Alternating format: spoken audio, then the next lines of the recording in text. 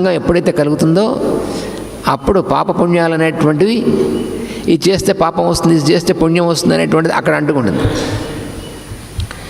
దానివల్ల మనం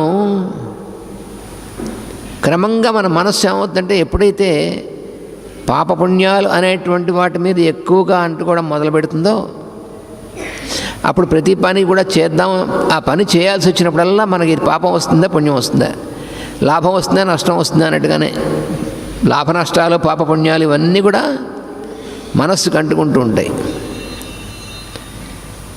దానివల్ల ఏమవుతుందంటే ఎక్కువగాను ఈ లాభ నష్టం అనేటువంటి దాని గురించి ఆలోచించడం మొదలుపెట్టినప్పుడు మనం చేయవలసిన పని చేయవలసిన విధంగా చేయడం అనేటువంటి జరగదప్పుడు అలా జరగనప్పుడు వచ్చేటువంటి ఫలితం ఉందే దాన్నే మనం పాపం అనేటువంటి దానిగా మనకు అనుభవంలోకి వస్తుంది.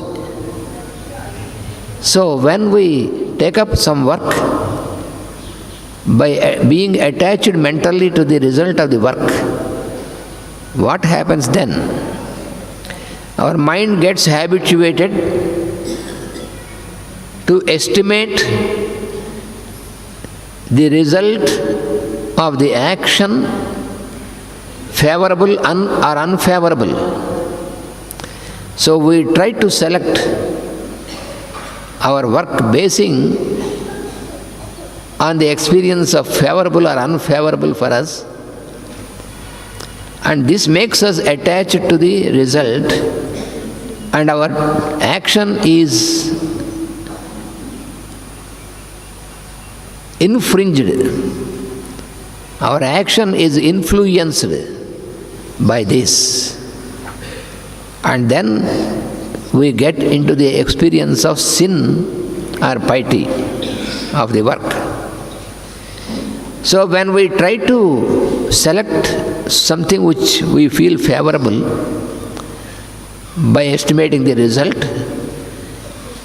that leads us to the sinful act, and then we experience the sin. That is how we get into the experience of the sin or the filth. జ్ఞానికి కర్మాచరణమున్నను పాపం అంటదు. జ్ఞాని అయినటువంటి వాడు ఈ విధమైనటువంటి సంఘంలో పడడు. మనం చేయవలసిన పనే కాదా అని చూస్తాడు. ఆ చేసేటువంటి పనిని ఈ పని మనం చేయవలసిందే కాదా, ఏది చేయవలసింది ఏది కాదో మనకు ఎట్లా తెలుస్తుంది అని మళ్ళీ మనకి ప్రశ్న వస్తుంది. చేయవలసిన పనే చేయాలి, పని చేయకుండా ఉండకూడదు, పని చేయాలి, చేయవలసిన పని చేయాలి, చేయవలసింది కాని పనిని వదిలేయాలి. ఇవన్నీ మనకి అయితే ఏది చేయవలసిందో ఏది కాదో ఎట్లా తెలుస్తుందని మన వెంటనే ప్రశ్న వస్తుంది. ఏ పని చేస్తే మనకి ఇతరులకి కూడా క్షేమంగా ఉంటుందో అది చేయవలసిన పని. దానికేం పెద్ద ఎక్కువగా ఆలోచించక్కర్లేదు. మనకు ఒక పని చేద్దామనిపించింది, ఈ పని చేస్తే మనకి ఇతరులకి కూడా క్షేమంగా ఉంటుందా ఉండదా, లేదా మనకి మాత్రం క్షేమంగా ఉండి ఇతరులకి ఇబ్బందిగా ఉంటుందనుకోండి, చేయకూడదు ఆ పని. దానిలో తెలియపోవడానికి ఏముంది అక్కడ? మనకి బాగానే ఉంది కానీ మన చుట్టూ ఉన్నటువంటి వాళ్ళకి ఇబ్బంది కలుగుతుంది అనుకోండి, చేయకు. అది చేయకూడని పనే. అప్పుడు మనకి ఇంకా కొన్ని సందేహాలు వస్తాయి. ఎవరన్నా మనం చూస్తూ ఉండగా దొంగతనం చేస్తున్నాడు అనుకోండి, దొంగతనం చేస్తున్నాడని పట్టుకోవడం చేయవలసిన పనే చేయవలసింది కాదా అని సందేహం వస్తుంది మనకి. పట్టుకుంటే దొంగకి ఇబ్బంది కదా, అందుకని పట్టుకోకుండా ఉంటే అది తప్పు. పట్టుకోకపోతే మిగిలినటువంటి వాళ్ళకి ఇబ్బంది, పట్టుకుంటే వాడికి మాత్రమే ఇబ్బంది. కాబట్టి వాడిని పట్టుకోవడం చేయవలసిన పనే. ఎందుకంటే మన అర్థం కాకపోవడానికి ఏమి ఉండదు, మనకి అర్థం అవుతూ ఉంటుంది. అర్థం అయినప్పటికీ మనకి ప్రయోజనం ఉందా లేదా అని చూస్తాం, అందుకని ఎగ్గొడతాం పని. చేయవలసిన పని ఎందుకు ఎగ్గొడతామంటే మనం దాంట్లో మనకేం ప్రయోజనం ఉంది అని చూసి మనకి ప్రయోజనం ఏం లేదనుకున్నప్పుడు అది చేయవలసిందైనా సరే వదిలేస్తాం. మనకి ప్రయోజనం ఉంది అనిపించినప్పుడు మిగిలినటువంటి వాళ్ళకి ఇబ్బందిగా ఉన్నా సరే దాన్ని చేస్తాం. ఇది మనం అంటే జ్ఞానము అనేటువంటిది మనకి లో పని చేయనప్పుడు అలాంటి పని చేస్తాం. So what generally we observe in the world is when it comes through our mind to decide whether to do some work or not, how can decide whether the work is the proper work to be done or not? How can we make a proper decision? It is explained by the masters that it is very simple. Any work, when you do some work, if it produces any sort of difficulty or any sort of problem it creates to you and to others, then be sure that it is to be kept aside. You should not take up that work. Any work which is congenial for the common good, which can produce a good result for everybody, including yourself, then that work is to be taken up. So it is so simple to understand, there is no difficulty. So, but if you take up some work which is convenient to you, but which produces any difficulty to other person, then you have to leave that work. You are not expected to produce difficulty to other persons. But here also, we have to make a close observation.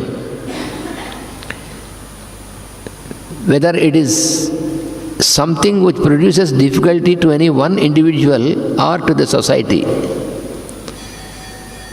In any situation, the welfare or the well-being of the society is to be given more importance than to the individual.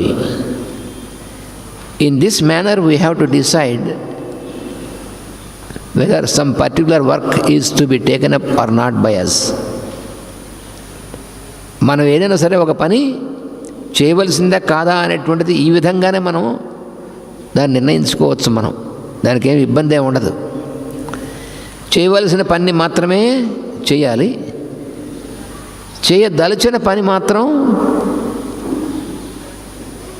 మనం చేయదలిచిన పనులు చాలా ఉంటాయి, కానీ అవి చేయవలసినవి అయితేనే చేయాలి, చేయవలసినవి కాకపోతే పక్కన పెట్టేయాలి అని స్పష్టంగా మనకి పరమ గురువులు ఆచరించి మనకి చూపించారు. పరమ గురువులైనటువంటి వారు ఆచరణాత్మకంగా మనకు చూపించినటువంటిది. అందుకనే పని చేయడం అనేటువంటి విషయంలో మాత్రం ఎట్టి పరిస్థితుల్లోనూ మొహమాటం లేదు. మనకి పరమాత్మే స్వయంగా చెప్తున్నాడు ఇక్కడ. పని చేయడం మాత్రం తప్పదు, చేయాలి. మనం జీవులుగా దిగి వచ్చింది, మనకు శరీరం ఇచ్చిందే పని చేయడం కోసం. మన శరీరం, ఇంద్రియములు, మనస్సు మనకి ఇచ్చినటువంటిది మనం చేయవలసిన పని చేయడం కోసమే ఇచ్చారు. అంతేగాని నా శరీరం అలసిపోతుందేమో, నా మనస్సు ఇదవుతుందేమో, అందుకని నేను హాయిగా పని చేయకుండా ఉంటే బాగుంటుందేమో అనుకోవడం తప్పు. పైగా మనం పొరపాటు పడుతూ ఉంటాం. యోగి అంటే ఏ పని చేయకుండా ఉన్నటువంటి వాడు అని అనిపిస్తుంది మనకి. ఎందుకంటే మనం కూడా యోగి అవుదాం అంటే ఏ పని చేయకుండా ఉండొచ్చు అని. యోగి అంటే పని చేసేటువంటి వాడే యోగి, కానీ పని ఎగ్గొట్టేవాడు యోగి కాదు. అంటే కర్మ కంటే జ్ఞానం గొప్పది, నా జ్ఞానం వచ్చేసింది కాబట్టి నేను ఏ పని చేయక్కర్లేదు అని అనుకుంటే, ఇప్పుడు మాస్టర్ గారు ఉన్నారంటే ఏ పని చేయక్కర్లేదంటే నువ్వు ఆహారం కూడా తీసుకోవడం మానే, నీ జ్ఞానం వచ్చేసింది కదా అన్నారు. అప్పుడు ఏమి మరి దానికేమి? అందుకని జ్ఞానం వచ్చేస్తే పని ఎగ్గొట్టమని అర్థం కాదు. జ్ఞానం వచ్చినటువంటి వాడు ఇంకా చక్కగా అందరికీ పనికొచ్చేటువంటి పని చేస్తాడు. వాడు జ్ఞాని అంటే, కానీ నేను ఏ పని చేయకుండా కళ్ళు మూసి కూర్చుంటానంటే జ్ఞాని కాదు. మరి యోగులందరూ కళ్ళు మూసి కూర్చున్నారు కదా, కళ్ళు మూసి కూర్చోవడం అంటే అది కాదు. కొంతసేపు ధ్యానంలో కూర్చోవచ్చు, కానీ మనం చేయవలసిన కర్తవ్యాన్ని మాత్రం మానేయడానికి వీల్లేదు. చెరువులో నీటిపై తామరాకు తేల్చుండును, తామరాకుపై నీటి బొట్టు తిరుగుచుండును, అయినను తామరాకునకు నీరు అంటదు. అట్లే యోగయుక్తుడైన జ్ఞాని కర్మలయందు వర్తించుచున్నను అతనిని కర్మలు అంటవు. ఇది ఈ శ్లోకంలో చెప్పినటువంటిది. So in this stanza the lord has clearly explained that even though you are in this mundane world, even though around you there is so much of filth or sin in the world, even then if you keep yourself attending to your duty, attending your work without attachment to the result of the work, then you are not affected by any filth, just like the lotus leaf which is constantly dwelling in water, being not affected by any drops of water. That is a wonderful example given by the Lord himself in this stanza.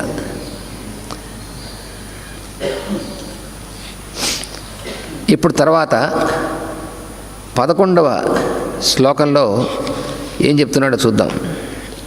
Now we continue in the 11th stanza. కాయేన మనసా బుద్ధ్యా కేవలైరింద్రియైరపి యోగినః కర్మ కుర్వంతి సంగం త్యక్త్వా ఆత్మశుద్ధయే. యోగినః యోగులైనటువంటి వారు కర్మ కుర్వంతి కర్మ ఆచరణ చేస్తూనే ఉంటారు. యోగులైనటువంటి వారు కర్మాచరణం చేస్తూనే ఉంటారు. సంగం త్యక్త్వా సంగం అనేటువంటి దాన్ని వదిలేసి కర్మాచరణ చేస్తుంటారు యోగులైనటువంటి వారు. ఎందుకని? ఆత్మశుద్ధయే. ఆత్మశుద్ధి కోసము అంటే ఆత్మను శుద్ధి చేయడం కోసం కాదు. ఆత్మ ఎప్పుడు శుద్ధమే. ఆత్మ అంటే పరమాత్మను అనేటువంటి ఆయనలో భాగమే, ప్రతి వాళ్ళలో ఉన్నటువంటిది, నేననేటువంటిది. ఆ ఆత్మ ఎప్పుడు శుద్ధమైనటువంటిది కాబట్టి ఆ శుద్ధమైనటువంటి స్థితి అందు ఉండడం కోసమే సంగం అనేటువంటి దాన్ని వదిలేసి కర్మ అనేటువంటి చేస్తుంటారు. అయితే కర్మాచరణం అనేటువంటి దేంతో చేస్తారు? కాయేన మనస బుద్ధ్యా కేవలై ఇంద్రియైరపి. మనకి శరీరము, ఇంద్రియములు, మనస్సు, బుద్ధి అనేటువంటివి ఉన్నాయే, ఆ ప్రతి ఒక్క స్థాయి యందు కూడా కర్మాచరణం జరుగుతుంది. అంటే కర్మాచరణం అంటే శరీరంతో చేసేటువంటి పనే మాత్రమే కాదు. శరీరం, ఇంద్రియాలు, మనస్సు, బుద్ధి ఇవన్నీ పనిచేస్తూ ఉంటాయి. ఈ అన్ని స్థితుల్లోనూ కూడా సంగము లేకుండా పనిచేస్తారు యోగులైనటువంటి వారు అని చెప్తున్నాడు ఇక్కడ. So in the 11th stanza what the Lord says is, a yogi who is in synthesis may do anything physically, mentally, or merely from the plane of his senses. If he is not attached to it, he is pure in me. So he is explaining how a yogi acts. Who is a yogi? Anyone who is stabilized in the Lord consciousness is a yogi, who is in synthesis. So he may do any work physically, mentally, or merely from the plane of his senses. We have our physical body, our senses, our mind. So some of the acts we perform with our physical body. Some of the acts we perform using our senses, because sensing is also an activity. The activity of our senses like hearing, touch, sight, smell and taste. All these 5 activities, they belong to the senses. So, senses are also constantly active. And mind is much more active entity. So, mind is also active. So, we do the work either physically or with the senses or with the mind. So, a yogi, because he is in synthesis, he may do any work on any of these planes. If he is not attached to it, then he is pure in me, in the I am. So the key is in keeping non-attached. That is the key. శరీరముతో కొన్ని పనులు చేయబడును. మనకు ఆకలి వేసిందనుకోండి, ఆహారం శారీరకంగానే తీసుకోవాలి, తప్పదు. చూసారా, శరీరం చేయాల్సిన మనసు శరీరం చేయాలి, ఇంద్రియాలు చేయాల్సిన మనసు ఇంద్రియాలు చేయాలి, మనసు చేసేటువంటి పనులు మనసు చేయాలి. ఏ పని ఏది చేయాలనేటువంటిది మనం అంటే జరుగుతూ ఉంటుంది మనలో, మనకు తెలియకుండా. మనం నిద్రపోతుంటాం, ఆ పని జరుగుతూ ఉంటుంది. వాటి యందు మేల్కాంచినటువంటి వాడు యోగి, నిద్రపోతున్నటువంటి వాడు మనం. యోగి కానటువంటి వాడు నిద్రపోతున్నట్టే. మనం మేలుకున్నట్టు అంటాం, మనం మేలుకునే ఉంటాం. మనం మేలుకుని ఉన్నాం, మనకు ఆఫీస్కి వెళ్తున్నాం, ఆఫీస్లో పనిచేస్తున్నాం, ఇంట్లో వస్తున్నాం, ఇంట్లో భోజనం చేస్తున్నాం, సంసారం చేస్తున్నాం, ఇవన్నీ చేస్తున్నాం. మనం మేలుకునే ఉన్నాం అనుకుంటాం. కళ్ళు తెరుచుకుని ఉన్నాం, మేలుకుని ఉన్నాం, కానీ మనం నిజంగా మేల్కాంచలేము. ఎందుకని? ఈ పనులు ఏ పని ఏ స్థాయిలో జరుగుతుంది అనేటువంటి దాని మీద మనం ఎప్పుడు మేల్కాంచి ఉన్నామా? అంతసేపు లేవు. మనకు తెలియకుండానే మన మనసు పనిచేస్తుంది, మనకు తెలియకుండానే మన ఇంద్రియాలు పనిచేస్తుంటాయి, మనకు తెలియకుండానే మన శరీరం కూడా పనిచేస్తూ ఉంటుంది. అదేమిటండి, శరీరం తెలియకుండా ఎంత పనిచేస్తుందండి అనుకుంటాం మనం. శరీరం పనిచేస్తున్నప్పుడు కూడా మనం దాని యందు మేల్కాంచి ఉండం ఎక్కువగా. మన రోజు మనం చూసుకుంటే అర్థమవుతుంది మనకి. ఆకలి వేస్తున్నప్పుడు, ఆహారం తీసుకుంటున్నప్పుడు కూడా మనం నిజంగా దాని యందు మేల్కాంచి ఉన్నామా? మనలో మన మాట. ఎంతమంది దానిలో మేల్కాంచి ఉన్నాం? We feel that we are awakened. For all the practical purposes, we are in the awakened state because our eyes are wide open. But yet, we have to accept that we are not fully awakened in our existence, because we know that our mind is active, our senses are active constantly, but we are not aware about the action of either senses or mind, and also even body. How many of us constantly we are aware when our body is at work, in any work? Because the body keeps on working and it is only like a machine, and we are not aware of this because we are not synthesized. That is the problem. In our daily life, just observe ourselves. When we are hungry, when we are taking the food, are you sure that you are completely aware of you are taking food? How many of us we are aware of our activity of taking food while taking the food? మనం ఆహారం తీసుకుంటున్నప్పుడు, ఆహారం తీసుకోవడం భౌతికమైనటువంటి శరీరంతో చేస్తున్నప్పటికీ దాని యందు నిజంగా మనం మేల్కాంచి ఉన్నామటండి. ఆహారం తీసుకుంటూ ఏదో ఆలోచిస్తూ ఉంటాం, ఏదో మాట్లాడుతూ ఉంటాం, అక్కలేని వాగుడంతా వాగుతూ ఉంటాం, ఎవరిని గురించి మాట్లాడుతూ ఉంటాం, వాళ్ళు అలాట వీళ్ళు ఇలాట అనుకుంటూ ఉంటాం, ఎవరినో తిట్టుకుంటూ ఉంటాం. ఆడు భార్య భర్త ఉన్నారు, భర్త మీరు భార్య, భార్య మీద భర్త, కోపం వచ్చిందనుకోండి, ఆడ వండుతూ భర్త గారిని తిట్టుకుంటూ వండుతుంది. ఆ భర్త గారేమో ఈవిడ పెట్టిన భోజనం చేస్తూ ఆవిడ తిట్టుకుంటూ భోజనం చేస్తాడు. ఇంకా అది భోజనం చేసినట్టేనా? మాస్టర్ గారు అన్నారు ఏదో పిండాకుడు తిన్నట్టుగా ఉంటుందని. వాడికి ఏం లాభం? వాడికి ఆవిడ తిట్టుకుంటూ వంట చేసినటువంటి ఆ వంట తిన్నా ఎవరికి ఉపయోగం లేదు ఆ ఆహారం తీసుకుంటే. ఒకవేళ ఆవిడ మంచిగా చేసి పెట్టినా వీడు ఆవిడ తిట్టుకుంటూ వీడు తిన్నా వీడికి ఏం ఉపయోగం లేదు. లేదా ఇంకా శ్రేష్టమైనటువంటి మనం చేస్తూ ఉంటాం ఏంటంటే ఎదురుగుండా టీవీ పెట్టుకుని ఆహారం తింటూ ఉంటాం. అది మరీ భయంకరమైంది. వాడు ఎవరినో చంపుతూ ఉంటాడు దాంట్లో, అది చూస్తూ మనం ఆహారం తీసుకుంటాం. అంటే ఆ చంపి తిన్నట్టు మనం అన్నమాట. మనం శరీరంతో ఎవరిని చంపకపోయినా వాడెవరినో ఇంకొని చంపుతున్నట్టు చూస్తూ ఉంటాం. అది చూస్తూ మనం ఆహారం తీసుకుంటే ఏమవుతుంది? వాడు ఏ విధ పని చేస్తున్నాడో ఆ పని చేస్తూ అదే దాన్ని మనం తిన్నట్టుగా అవుతుంది. ఇంకా అంతకంటే ప్రమాదం అన్నమాట అది. అందుకని మనకు ఆహారం ఎందుకు వంట పడుతుంది, ఎందుకు జబ్బులు వస్తున్నాయో మనకు తెలియదు. ఏమిటోనండి ఈ జబ్బు ఎందుకు వచ్చిందో, ఎందుకు వస్తుంది? మరి మనం చేసే పనుల వల్లే వస్తుంది. మేము అంతా అప్పటికీ జాగ్రత్తగానే అన్నీ ఆచరిస్తాం. ఏమిటి ఆచరిస్తున్నాం మనం? అందుకనే మనం ఏం చేస్తున్నాం?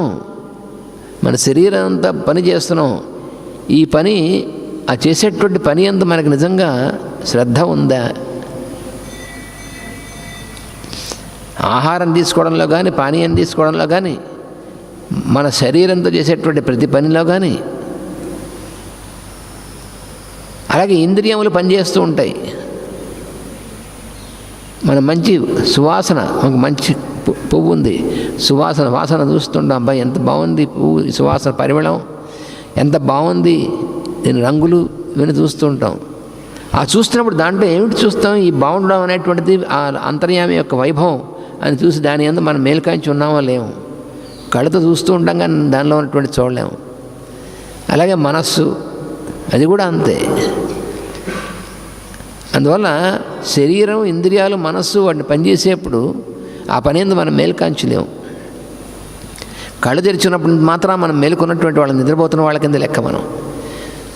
So when we're not aware of the activities in our daily life at the level of our body, our senses, our mind, then even though we are wide open with our eyes, but still we are not awakened persons. We are still not awakened. We are not awakened in the Lord consciousness.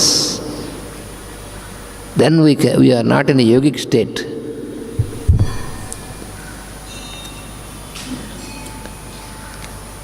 అందుకని బుద్ధి అనేటువంటి దాన్ని ఉపయోగించినట్లయితే ఏ పని దేంతో చేస్తామనేటువంటిది మనకు తెలుస్తుంది. శరీరంతో చేసేటువంటి పని ఏది, ఇంద్రియాలతో చేసేటువంటి పని ఏది, మనసుతో చేసేటువంటి పని ఏది అని మనకు తెలుసుకుని దేని చేత ఏ పని చేయించాలి అనేటువంటిది కూడా మనకు అర్థమవుతుంది. అప్పుడు మనం చెప్పినట్టు అవి చేస్తాయి, లేకపోతే అవి చెప్పినట్టు మనం చేయాల్సి వస్తుంది. కొన్ని కేవలము ఇంద్రియములచే ఆచరింపబడును. ఉదాహరణకు బరువు మోయుట, పొలం పనులు మునగ చేయుట మన శరీరంతో ఆచరిస్తాం. ఇతరులకు మనకు గల సంబంధమును మనసుతో వ్యవహరిస్తాం. అంటే మనం చేస్తాం ఇవన్నీ, కానీ ఏది దేంతో చేస్తాం? మనకి వాటిని విడదీసుకునేటువంటి పని మనం చేయం.